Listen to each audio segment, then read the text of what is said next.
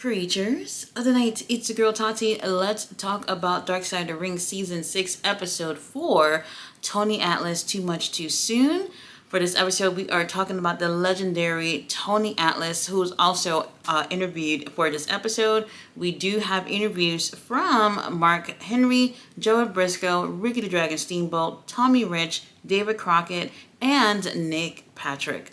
This episode for me, I thought was very eye-opening. You don't even have to be a wrestling fan to truly understand a few life lessons in this episode. And for me, Tony Atlas is one of my favorite legends. When he does interviews post his career, I always feel a sense of honesty in the things that he is saying. So I really do enjoy listening to him, and I always encourage people to go ahead and listen to these interviews with legends, because their experience with growing into the pro wrestling business can be somewhat different to what we face in the modern times. And it's so interesting to hear him talk about things like racism and poverty in this episode. Now, imagine being 19 years old, you're 220 pounds, and you got 19-inch biceps. Like, this guy was the absolute truth just coming into the business.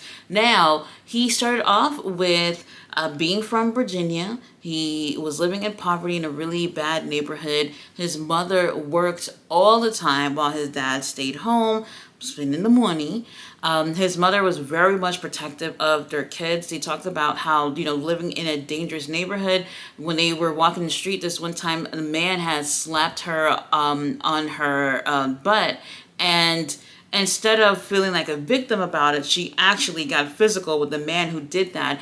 And this was her trying to show her children how to defend themselves in this world, because there are people, obviously, really shitty people. Now, they live in this bad neighborhood, and there was nothing but bad influences, especially for a young black kid. And sometimes that bad influence would be his own father, who would encourage him that if he was on the street and getting into a fight, he better not come home if he did not win, or else he would be the one to get beat by his father. Now, he talked about this incident, which is very, very interesting.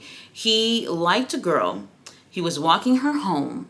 And as he's walking her home, someone pushed him onto the ground and he hit his head. He shows the dent that's right in the middle of his forehead. And when he gets really, really close to the camera, you can see it must have been really bad. Now, he was bleeding, and there was brain trauma during that time. Now, what was so interesting about this was that from that moment on, that brain trauma caused there to be issues. Now, he said he wasn't always the brightest kid, but from that brain trauma, he developed dyslexia. And a lot of you may know this about Tony Atlas, but he has a fetish for feet.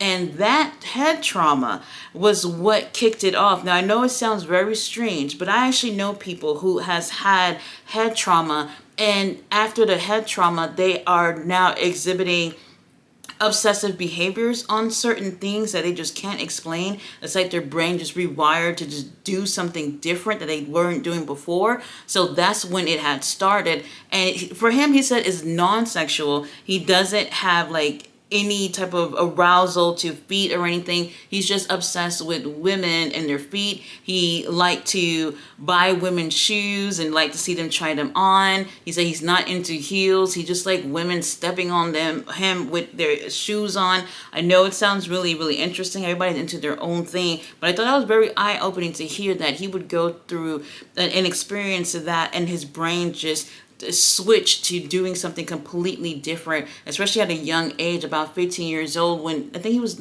maybe 12 to 15 years old when he experienced that, and all of a sudden developing a fetish for feet.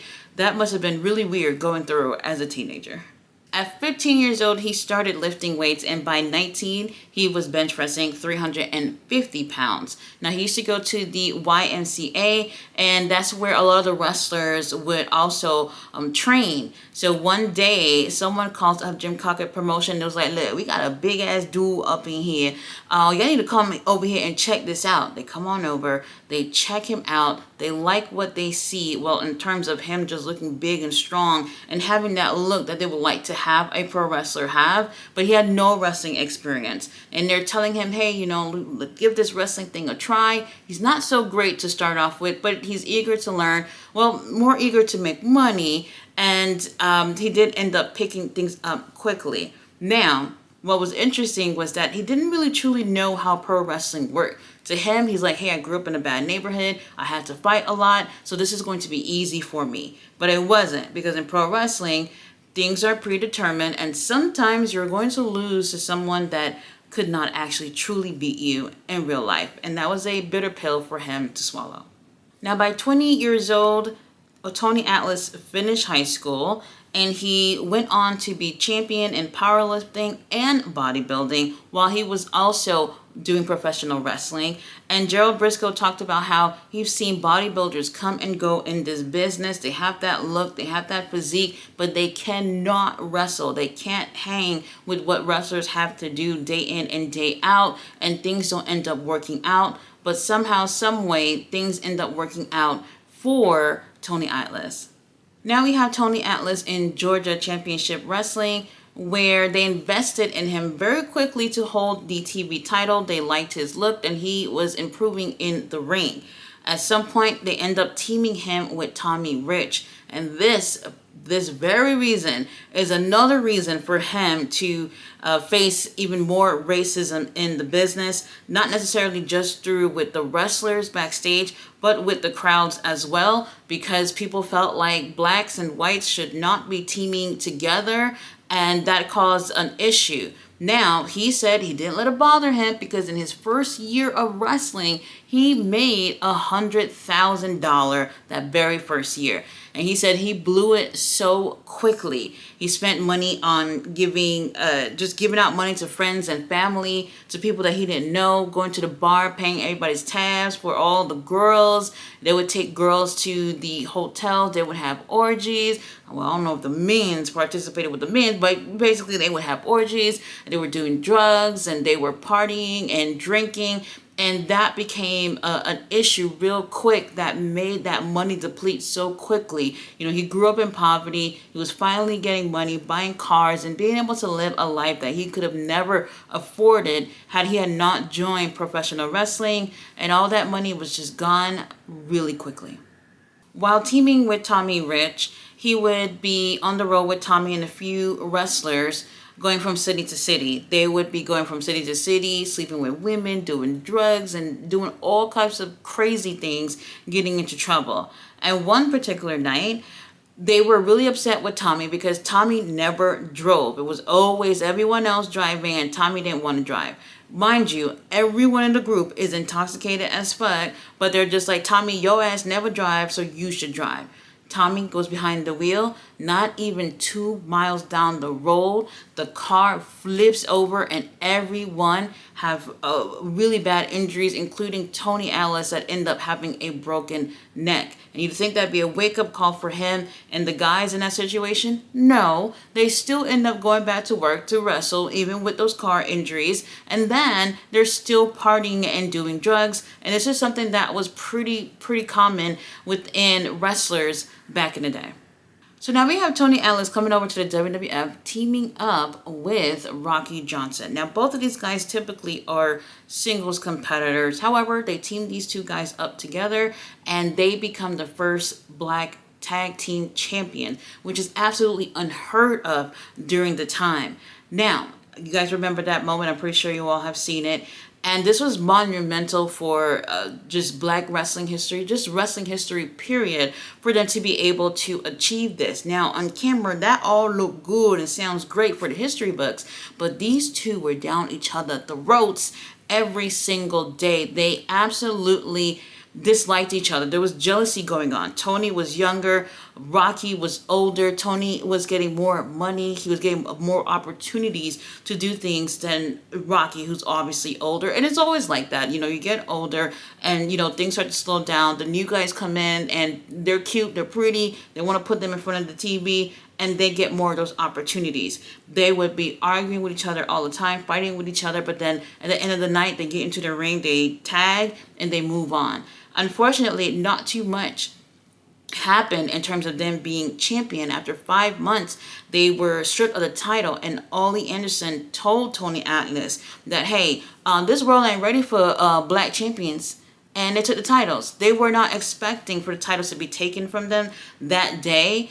They showed up thinking that, they're just going to have a match and everything's going to be fine. They came in there and they were told that, you guys are dropping the titles and we're moving on, which was very interesting. They end up, going their separate ways from there. But there was still animosity between the two of them. And honestly, it is a bit of a shame to hear that things just didn't work out with them.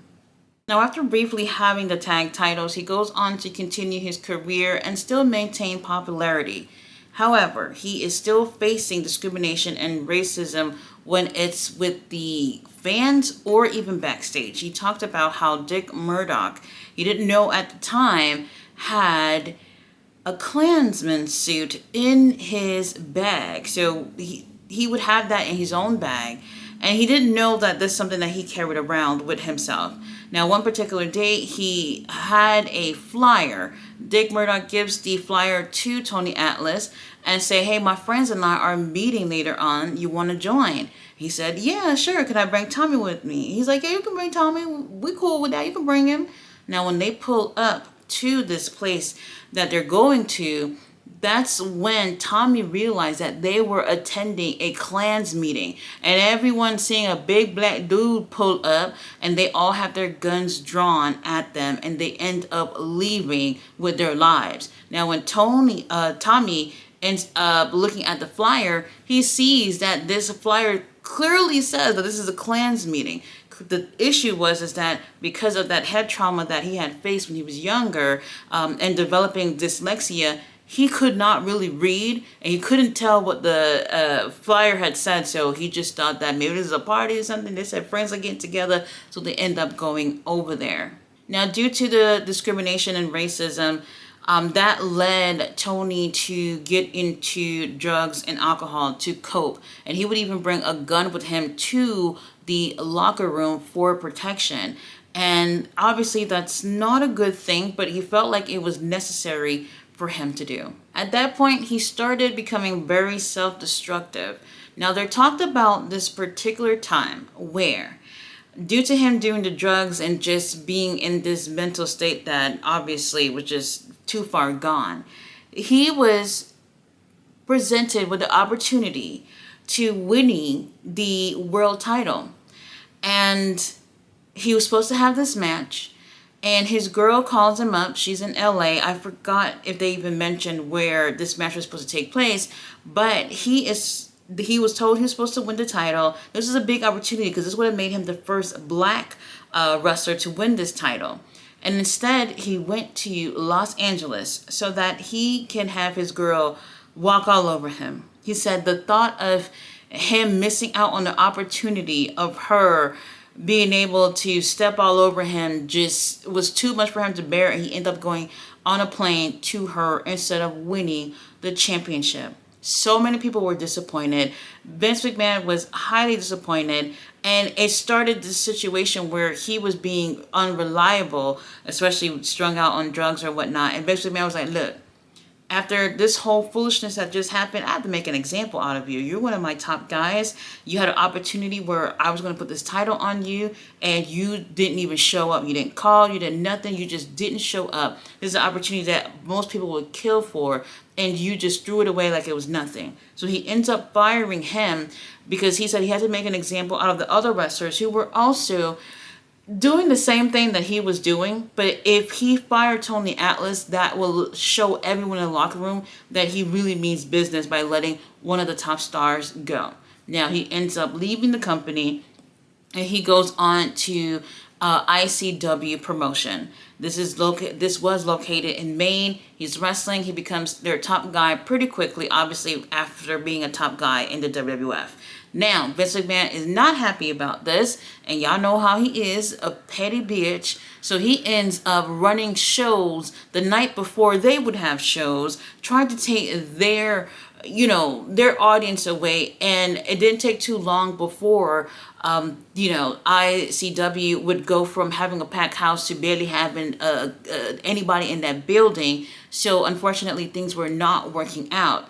Now, this leads to Tony to being homeless, and he literally slept in the park for a year and a half on a bench. And he said what was so difficult about being homeless was that, he's experienced poverty growing up, but this time this was different because when he was younger, he was poor and, no one knew him. And so it didn't really matter. But to be homeless on the street with nothing and everyone knows who you are was really difficult for him to go through. Now, he did talk about how, unfortunately, because of that situation, he wanted to commit suicide, and he would try to jump in front of cars to do so. And several times he would cause issues within the community just so that the police can come out and, commit suicide by cop, which obviously didn't happen. So one night he is sleeping outside in the park, and it is freezing temperatures outside, and a woman is trying to take him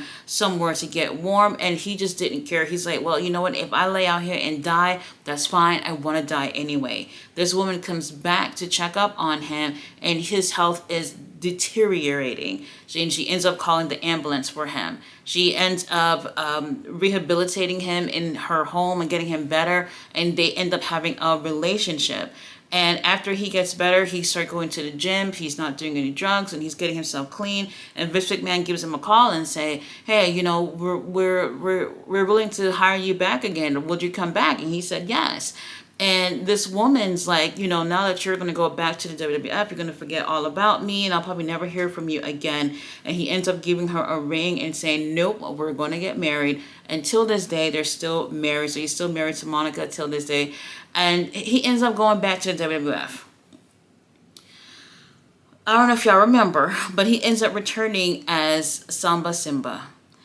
If y'all remember, it was like very African garb type of gear that he was wearing, and instead of referring to him as him just coming back as Tony Atlas, he's being a petty bitch by having him come back as some type of caricature of like some African wrestler or something. And was it, demeaning? Absolutely was demeaning. It was one of those situations was, I brought your ass back over here and I can do whatever I want with you at this point. Now, other people, the other wrestlers were saying, well, you know what? It was discriminatory. It was something that they should have never done, looking back at that. And he goes on to say, Tony goes on and says, like, at the time, I was literally homeless. I was sleeping on benches for over a year. It didn't matter what Vince McMahon told me to do in the ring. He was willing to do it for the money. So he let the whole situation like not bother him just so he can get a check. Now, things didn't last too long after that. He ends up getting inducted into the Hall of Fame in 2006. And at some point, we have Mark Henry, who is getting bigger and better within the WWE. And he requests for Tony to be his mentor slash manager. I barely remembered this until they started showing the clips on the show. But he's there with him as a manager and even get into the ring with Mark Henry at times. Now, one particular day he leaves to go home, and Vince McMahon, the last thing he said to him was, hey, Tony, we really appreciate you coming back here. You're very much a part of this company as anyone else who is here today. And then the very next day they called him and said, you got to go. And he was so shocked that it came out of nowhere because he felt very appreciated the day before after speaking to Vince McMahon. And the very next day it was just like, hey, we cutting the plug here. Now, at the end of the episode, they end up showing how he still does meet and greet and he still gets in the ring and wrestle. He says that that's the only thing that he knows how to do. His health is not too bad, so it's something that he can still do. He doesn't get paid a lot of money, and this still helps brings in something to their home. Now, unfortunately, his wife did experience a stroke in 2019, and she's been living in a nursing home ever since. So if he's not working out at the gym or taking any of these bookings, he's with his wife. And it's so sweet when they're showing them together at the end of the episode how, he's like, when I was on the street and no one cared for for me. You know, she literally opened her doors for me and took care of me. And he goes, I can't imagine doing anything else than being right here with her and taking care of her like she did for me, which is something that unfortunately a lot of people don't get a chance to experience. And for him to return that favor back for what she's done for him, you know, I'm sure she feels very much loved by him despite her health not being in the best of places. Now, Tony goes on to say he is happy with his life, even though he's making less money, and that's probably for the better because he didn't make great decisions when he did have a lot of money. He said if he had any regrets, it would be that he would have done things differently, and that could have caused him to be the first black world champion, but unfortunately that did not happen.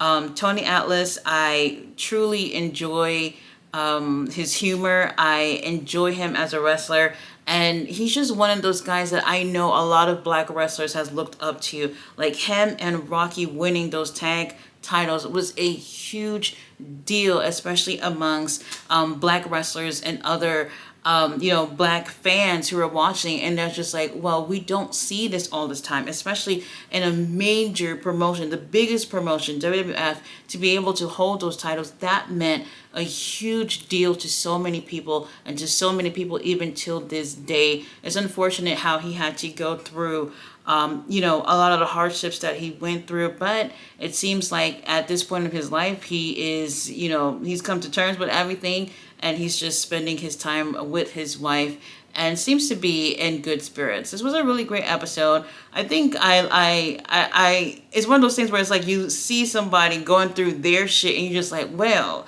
DoorDash and all that stuff, it's not worth it. Save your money for something else, because sometimes we just spend money and just think, hey, we're gonna get more tomorrow, and sometimes that's not even promised to you. Like, you think that you still got your job around and that, hey, the money just keep flowing, and it's not that situation. And I know that's a case that so many wrestlers has gone through, where it's just like, hey, I got all this money, my life has changed, but they don't have any means of management as well, which is something that they probably don't even teach wrestlers in terms of financial management, which is really, really interesting. Really great episode. Next week, we will be going over superstar Billy Graham. That's going to be a really interesting episode. You guys, thanks so much for watching my review. I will be back with next week's episode's review. And if you do watch AEW or Ring of Honor, check out my live streams or my reviews for the week. And I do have some new content that I have posted